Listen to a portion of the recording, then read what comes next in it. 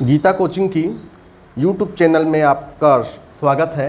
आज हम लोग पढ़ेंगे भारत के इतिहास में प्राचीन कालीन इतिहास। भारत के इतिहास को पढ़ने के लिए 3 भागों में बांटा गया है: प्राचीन भारत के इतिहास, मध्य भारत के इतिहास और आधुनिक भारत का इतिहास। प्राचीन भारत के इतिहास के ऐसे कंटेंट पढ़ेंगे जो छत्तीसगढ़ के व्यापम और पीएससी की परीक्षा में प्रश्न पूछे जाते हैं। आज का हमारा प्राचीन भारत में टॉपिक है। पिछले वीडियो में आपने देखा होगा कि प्राचीन भारत में हमने प्राग ऐतिहासिक काल, आद्य ऐतिहासिक काल और ऐतिहासिक काल, पाषाण काल को, सिंधु घाटी की सभ्यता सबको पढ़ा है। प्राचीन भारत में आज का टॉपिक वैदिक काल है। सिंधु घाटी की सभ्यता के बाद वैदिक काल लगभग 1500 ईसा पूर्व से 500 ईसा पूर्व तक को वैदिक काल कहा जाता है। वैदिक काल को 2 भागों में बांटा गया है: पूर्व वैदिक काल और उत्तर वैदिक काल। वैदिक काल के समय में हमारे देश में अनेक प्रकार के ग्रंथ की रचना हुई है, जैसे वेद जिसकी संख्या 4 है, उपवेद 4, अरण्यक 6, वेदांग 6, विवाह 8 प्रकार, ब्राह्मण ग्रंथ 8, संस्कार 16 प्रकार के, पुराण 18, उपनिषद 108 और दर्शन का उल्लेख मिलता है। इससे एग्जाम में किस प्रकार से प्रश्न आता है वो देखिए। पिछले 2-4 सालों से व्यापम और पीएससी के परीक्षाओं में प्रश्न क्या पूछते हैं। तो वैदिक काल में दर्शन को देखेंगे हम लोग। दर्शन, वैदिक काल में दर्शन। वैदिक काल में दर्शन ग्रंथ भी प्रतिपादित हुए जो इस प्रकार हैं। इसमें एग्जाम में ये पूछता है कि दर्शन और प्रतिपादन किसने किया। ये एग्जाम में भी पीएससी प्री में और व्यापम के वनडे एग्जाम में ऐसा क्वेश्चन आ रहा है, दर्शन और प्रतिपादक कौन है। तो जैसे कि न्याय दर्शन, दर्शन और प्रतिपादक। पहला हमारा है न्याय दर्शन। न्याय दर्शन, न्याय दर्शन का प्रतिपादक कौन है? तो गौतम है। इसको याद रखिए। एग्जाम में सीधा ऐसा ही पूछता है कि न्याय दर्शन का प्रतिपादक कौन है। न्याय दर्शन का गौतम। सांख्य दर्शन, वैदिक काल में सांख्य दर्शन का प्रतिपादन हुआ है। इसका प्रतिपादक है कपिल। इसका प्रतिपादक है कपिल है। योग दर्शन, पतंजलि। योग दर्शन का प्रतिपादक है पतंजलि। भौतिक दर्शन, भौतिक दर्शन, भौतिकवाद, भौतिक दर्शन का प्रतिपादक कौन है? चार्वाक है। चार्वाक भौतिक दर्शन के प्रतिपादक हैं। 5वां है पूर्व मीमांसा। पूर्व मीमांसा, पूर्व मीमांसा के प्रतिपादक कौन है? पूर्व मीमांसा के प्रतिपादक है जैमिनीय। जैमिनीय पूर्व मीमांसा के प्रतिपादक हैं।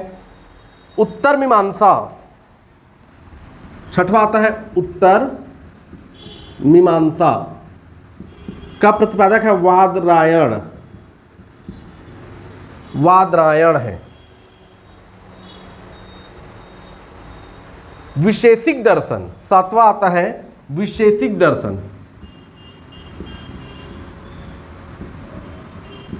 विशेषिक दर्शन, इसका प्रतिपादक है कणाद या उलूक नाम से भी आया है कई बार एग्जाम में। कणाद या उलूक।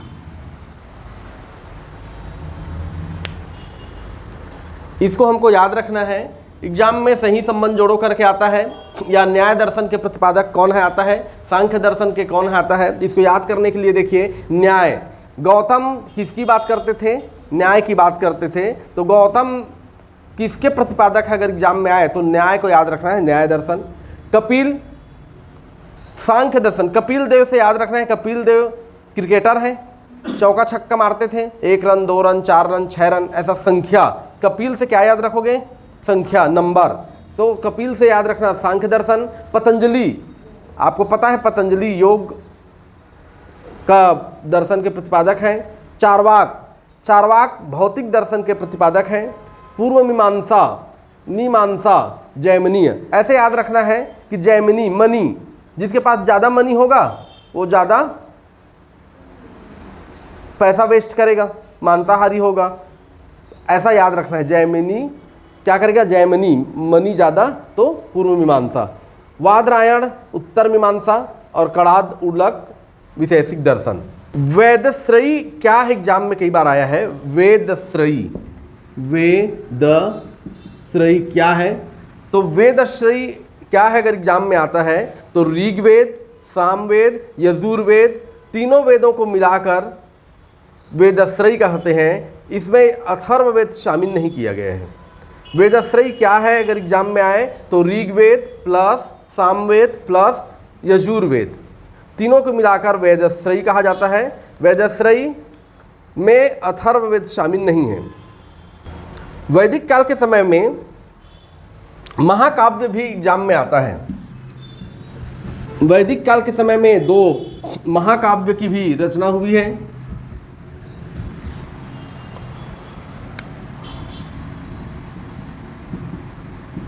वैदिक काल के समय के महाकाव्य, पहला है महाभारत और दूसरा है रामायण। महाभारत और रामायण। महाभारत, रामायण, महाभारत और रामायण। महाभारत के रचनाकार हैं वेद व्यास। महाभारत के रचनाकार वेद व्यास। महाभारत का एक और उपनाम है जय संहिता। महाभारत को क्या कहा जाता है? जय संहिता, जय संहिता। महाभारत का एक और नाम है जय संहिता। इसके रचनाकार है वेद व्यास।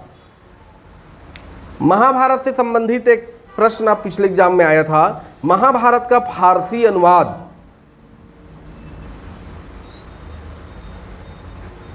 को रजबनामा कहा जाता है। रजबनामा, रजबनामा। महाभारत का फारसी अनुवाद रजबनामा। रामायण, रामायण का रचना किसने किया है? वाल्मीकि ने किया है। रामायण का रचना वाल्मीकि ने किया है। इसे आदि महाकाव्य कहा जाता है। रामायण को आदि महाकाव्य कहा जाता है। रामचरितमानस की रचना तुलसीदास ने किया है।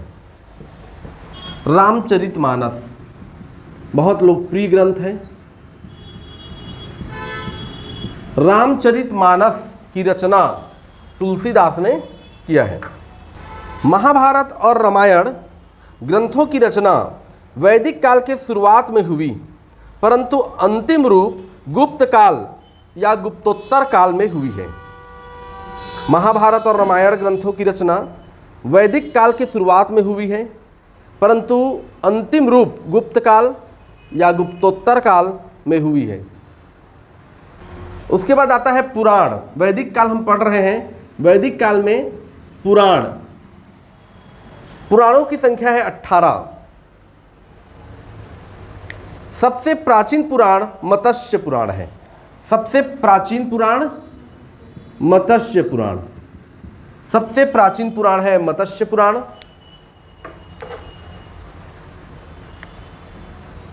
पुराण से संबंधित एक क्वेश्चन आया था अभी, विष्णु पुराण किससे संबंधित है? तो विष्णु पुराण में भारत की भौगोलिक स्थिति का वर्णन है। जो भारत की भौगोलिक है, भूगोल की दृष्टि से जिसमें वर्णन किया गया है वो विष्णु पुराण है। स्मृति क्या है एग्जाम में आता है। वैदिक काल में स्मृति क्या है? तो स्मृति धर्मशास्त्र है। स्मृति क्या है? धर्मशास्त्र है। यह एक कानूनी सामाजिक पुस्तक है। सबसे प्राचीन स्मृति मनुस्मृति है।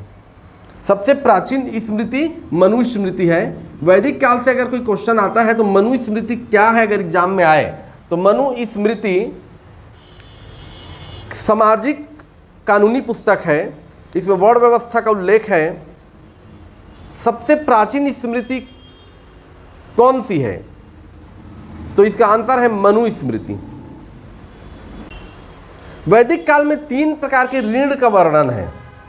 3 प्रकार का ऋण एग्जाम में आएगा कि 3 प्रकार के ऋण कौन कौन से हैं। वैदिक काल में 3 प्रकार के ऋण का उल्लेख है। तो ये जो 3 ऋण है, पहला पितृ ऋण, पहला है पितृ ऋण, पहला है पितृ ऋण। पितृ ऋण मतलब पूर्वजों के प्रति कर्तव्य। हमारे जो भी पूर्वज हैं, माता पिता दादा दादी, उनका हम पर कुछ न कुछ ऋण होता है। हमको पाल पोस के बड़े करते हैं, हम जब योग्य बनते हैं तो उनके प्रति हमारा कुछ कर्तव्य होता है, पितृ ऋण। दूसरा है दैव ऋण। दैव ऋण, दैव ऋण, देवताओं के प्रति कर्तव्य। तीसरा है ऋषि ऋण। ऋषि ऋण, ऋषि ऋण गुरुओं के प्रति, या तो प्राचीन ज्ञान या विज्ञान या साहित्य के प्रति। गुरु कौन हो सकते हैं? कोई साहित्य भी आपका गुरु हो सकता है। प्राचीन ज्ञान, विज्ञान, साहित्य के प्रति कर्तव्य।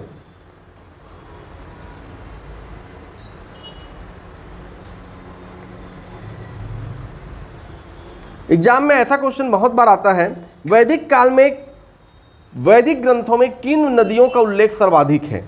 वैदिक ग्रंथों में किन नदियों का उल्लेख सर्वाधिक है? सर्वाधिक बार उल्लेख, सर्वाधिक बार उल्लेख सिंधु नदी है। सर्वाधिक बार उल्लेख सिंधु नदी। एक बार उल्लेख वैदिक ग्रंथों में, एक बार उल्लेख जिस नदी का हुआ है वह है गंगा नदी। एक बार उल्लेख गंगा नदी। सबसे पवित्र नदी वैदिक काल के समय में, सबसे पवित्र नदी सरस्वती है। नदियों से संबंधित ये 3 लाइन याद रखिए। वैदिक काल में सर्वाधिक बार ग्रंथों में उल्लेख सिंधु नदी, एक बार उल्लेख गंगा नदी, सबसे पवित्र नदी सरस्वती। नदियां एवं उनके प्राचीन नाम। नदियां एवं उनके प्राचीन नाम, ये एग्जाम में आता है। वैदिक काल से संबंधित 1-2 प्रश्न अगर आपके एग्जाम में आया तो वो प्रश्न क्या क्या हो सकते हैं? तो नदियां एवं प्राचीन नाम।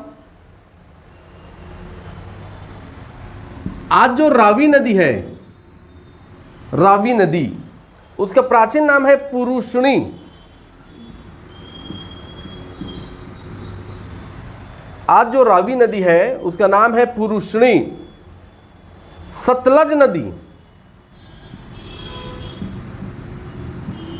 सतलज नदी, सतलज नदी का प्राचीन नाम है शतुश्री। सतलज नदी का प्राचीन नाम है शतुश्री। चिनाब नदी, चिनाब नदी, अस्किनी। चिनाब नदी का प्राचीन नाम क्या है? अस्किनी नाम है, अस्किनी, अस्किनी। सरस्वती नदी का प्राचीन नाम, सरस्वती नदी, सरस्वती नदी का प्राचीन नाम वैदिक काल में नदी तमा, नदी तमा, नदी तमा। देवी तमा, देवी के समान माना जाता था सरस्वती नदी को, देवी तमा, देवी तमा। माते तमा, सरस्वती नदी को पहले ही मैं बताया हूं कि सबसे ज़्यादा पवित्र माना जाता था। तो सरस्वती नदी का वैदिक काल में नाम क्या था? नदी तमा, देवी तमा, माते तमा। झेलम नदी, आज जो झेलम नदी है उसका वैदिक काल में क्या नाम था? झेलम नदी का नाम वीतस्ता, वीतस्ता। व्यास नदी, व्यास नदी का नाम है विपाशा, व्यास नदी का नाम है विपाशा।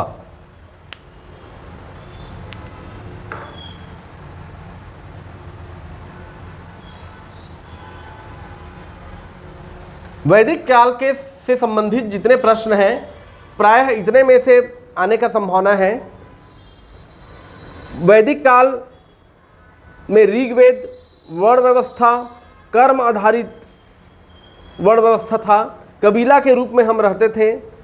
कबीले के मुखिया को जन कहा जाता था। कबीला, हम ग्रुप में रहते थे और ग्रुप को कबीला कहा जाता था। कबीला का मुखिया को जन कहा जाता था।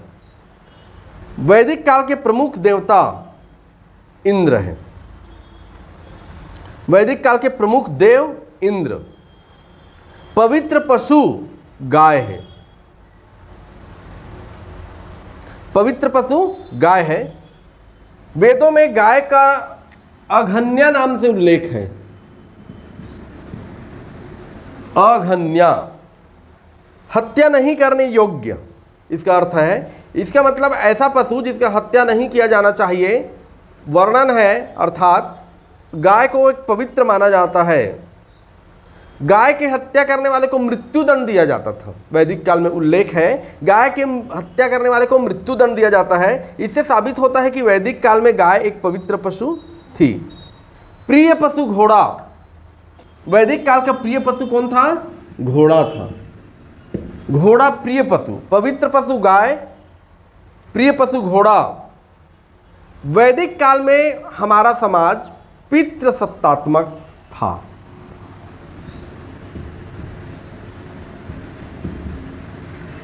वैदिक काल में हमारा समाज पितृसत्तात्मक था। पाषाण काल के समय आपको पता होगा, पाषाण काल प्राचीन भारत के इतिहास में हमारा समाज मातृसत्तात्मक था। वैदिक काल, उत्तर वैदिक काल के आते आते समाज पितृसत्तात्मक हो गया। महिलाओं की दशा उत्तम था। मातृसत्तात्मक से हमारा समाज पितृसत्तात्मक हो गया, लेकिन इस समय तक भी महिलाओं की स्थिति उत्तम था। महिलाओं की स्थिति वैदिक काल में उत्तम था, कैसे पता चला? वैदिक काल में महिला विदुषियों का नाम है, जो विद्वान महिला हैं उनका नाम है अपाला।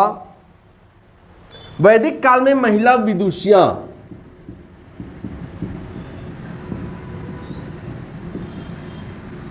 वैदिक काल में महिला विदुषियां, महिला जो विद्वान महिला थी उनका नाम है, प्रमुख नाम हमको वैदिक काल में मिलता है अपाला। अपाला, गोपामुद्रा,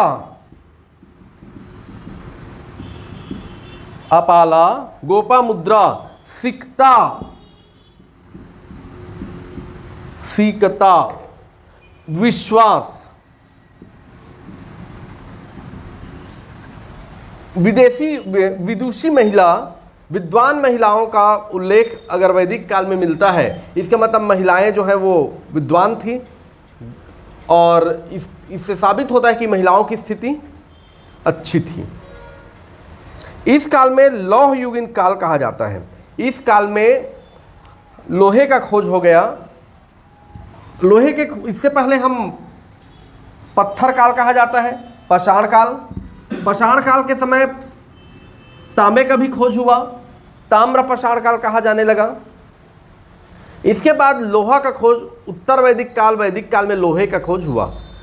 तब औजार ज़्यादा बनने लगेंगे, खेती ज़्यादा होने लगेगा, हम एक जगह रहना शुरू कर देंगे। ये सब इतिहास में परिवर्तन आता है। साइड हेडिंग लिखिए उत्तर वैदिक काल। पहले ही बताया हूं कि वैदिक काल हमारा 1500 से लेकर 500 ईसा पूर्व था। जिसमें 1500 से लेकर 1000 तक पूर्व वैदिक काल और 1000 से लेकर 500 ईसा पूर्व या 600 ईसा पूर्व तक हमारा उत्तर वैदिक काल है, उत्तर वैदिक काल। उत्तर वैदिक काल में 3 वेद की रचना हुई है, सामवेद, यजुर्वेद, अथर्ववेद। उत्तर वैदिक काल में 3 वेद की रचना हुई है, सामवेद, यजुर्वेद, अथर्ववेद। इस समय जन्म आधारित वर्ण व्यवस्था थी। वैदिक काल में मनुस्मृति ग्रंथ में 4 वर्ण व्यवस्था में कार्य के आधार पर बांट दिया गया था। धीरे धीरे 1500 ईसा पूर्व से 1000 ईसा पूर्व, 600 ईसा पूर्व तक आते आते इतने सैकड़ों वर्षों में जो जिस परिवार में जन्म लिया है वो उसी वर्ण का हो जाता था। उत्तर वैदिक काल के आते आते जन्म आधारित वर्ण व्यवस्था थी और हम कबीला में रहते थे। कबीला के मुखिया को जन कहा जाता था। जन मिलकर जनपद कहा जाने लगा। हम लोहे का खोज कर लिए। लोहे का जब खोज किए तो एक बस्ती में ज़्यादा से ज़्यादा लोग एक ही जगह में रहना प्रारंभ कर दिए। पहले कबीला में रहते थे, कबीले के मुखिया को जन कहा जाता था और जन मिलकर जनपद कहे जाने लगे। जन मिलकर जनपद बन गया। उत्तर, दक्षिण, पूर्व, पश्चिम में राजाओं को अलग अलग नाम से जाने लगा। उत्तर, दक्षिण, पूर्व, पश्चिम। भारत में क्या हुआ?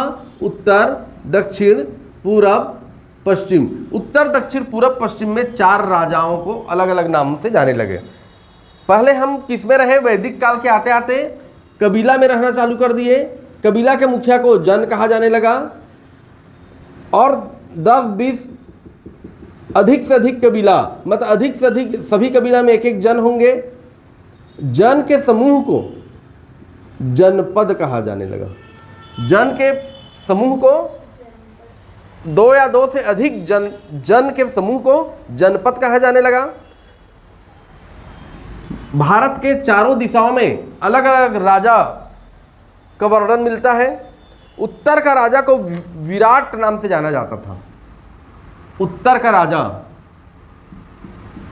विराट। दक्षिण का राजा भोज।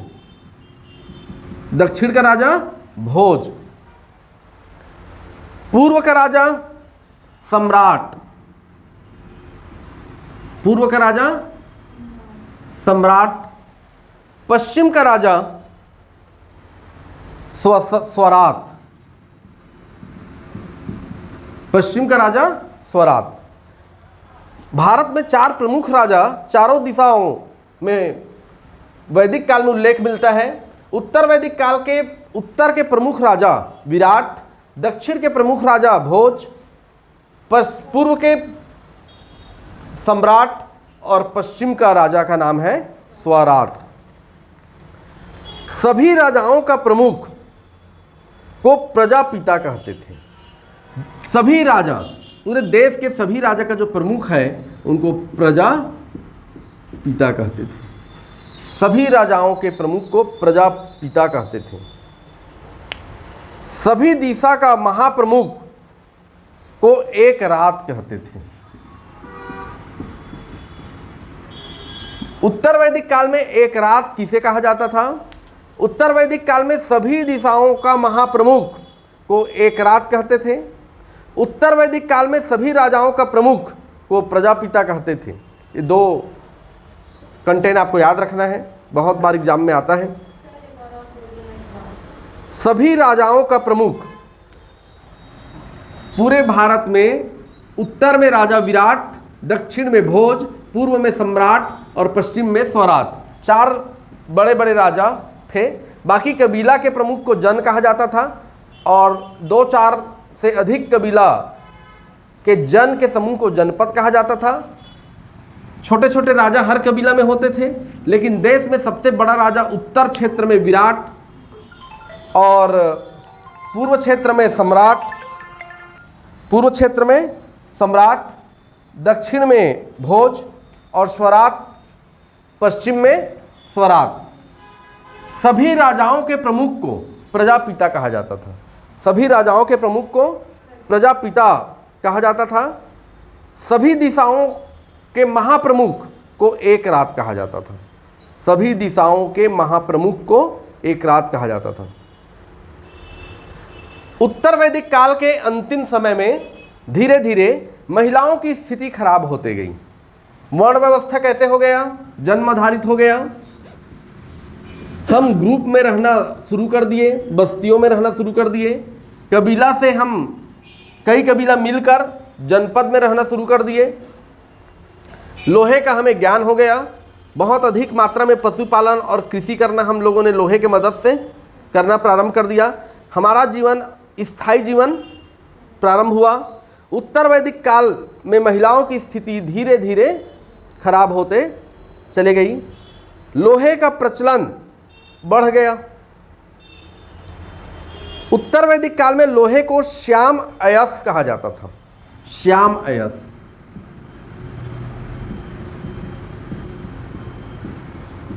क्या कहा जाता था? श्याम अयस। तथा तांबा को लोहित अयस कहा जाता था।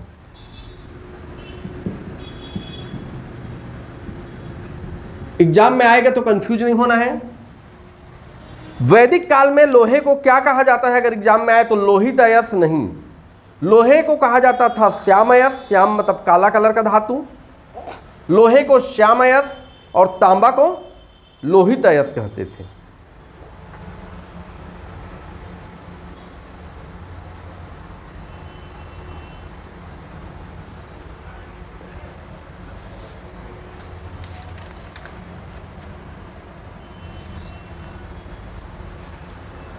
बहुत सारे कबीला मिलकर क्या बने? जनपद बने। कबीला के प्रमुख को जन कहा जाता था और बहुत सारे जन के समूह को जनपद कहा जाता था और बहुत सारे जनपद मिलकर महाजनपद बनते थे। बहुत सारे जनपद मिलकर महाजनपद बनते थे। उत्तर वैदिक काल के बाद 600 ईसा पूर्व से लगभग 300 ईसा पूर्व, 600 ईसा पूर्व से 300 ईसा पूर्व को महाजनपद काल कहा जाता है।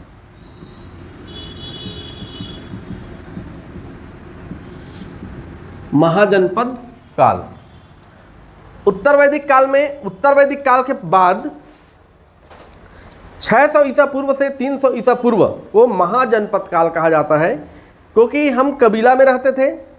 कबीला के बाद कबीला से बड़ा को जनपद और जनपद से भी बड़ा को महाजनपद कहते थे। महाजनपद काल उत्तर वैदिक काल के बाद 600 से 300 ईसा पूर्व तक को कहा जाता है। भारत में 16 महाजनपद का उल्लेख है। भारत में कितने महाजनपद थे उस समय? 16 महाजनपद। जैसे अभी राज्यों की संख्या है, वैसी भारत में महाजनपद की संख्या 16 थी। अब हमारा जो नया टॉपिक है, वैदिक काल हमने पढ़ा। वैदिक काल को पूर्व वैदिक काल और उत्तर वैदिक काल के रूप में देखा। फिर है महाजनपद काल। महाजनपद काल में क्वेश्चन किस प्रकार से आता है वो देखेंगे। महाजनपद काल में महाजनपदों की संख्या कितनी थी ये क्वेश्चन आता है, तो महाजनपदों की संख्या देश में 16 थी। महाजनपद काल को दूसरी नगरी सभ्यता कहा जाता है। दूसरी नगरी सभ्यता। हमारे देश का पहला नगरी सभ्यता सिंधु घाटी की सभ्यता, दूसरी नगरी सभ्यता महाजनपद काल और तीसरी नगरी सभ्यता दिल्ली सल्तनत है। महाजनपद काल को दूसरी नगरी सभ्यता कहते हैं।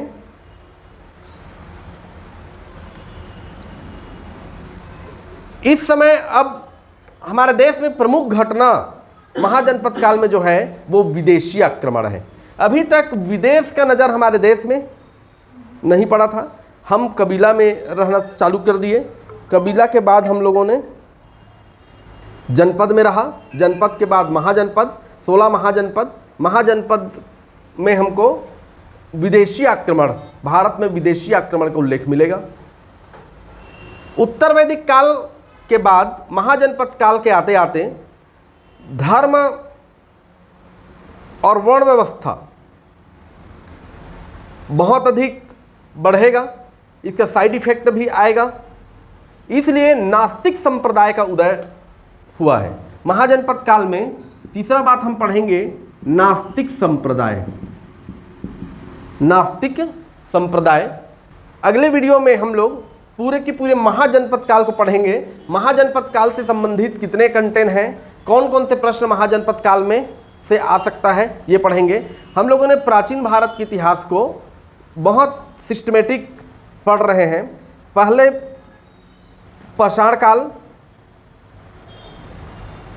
प्राचीन भारत के इतिहास में, फिर आद्य ऐतिहासिक काल, ऐतिहासिक काल, फिर वैदिक काल में पूर्व वैदिक काल, उत्तर वैदिक काल, फिर महाजनपद काल, ऐसे लाइन से हम लोग पढ़ते जाएंगे। जिन विद्यार्थियों को इतिहास बिल्कुल भी समझ नहीं आ रहा होगा वो भी लगातार हर वीडियो को देखेंगे तो पूरा का पूरा क्लियर हो जाएगा। आप सभी वीडियो को अच्छे से देखिए, नोट्स बनाते जाइए, चैनल को लाइक करें, शेयर करें और सब्सक्राइब करें।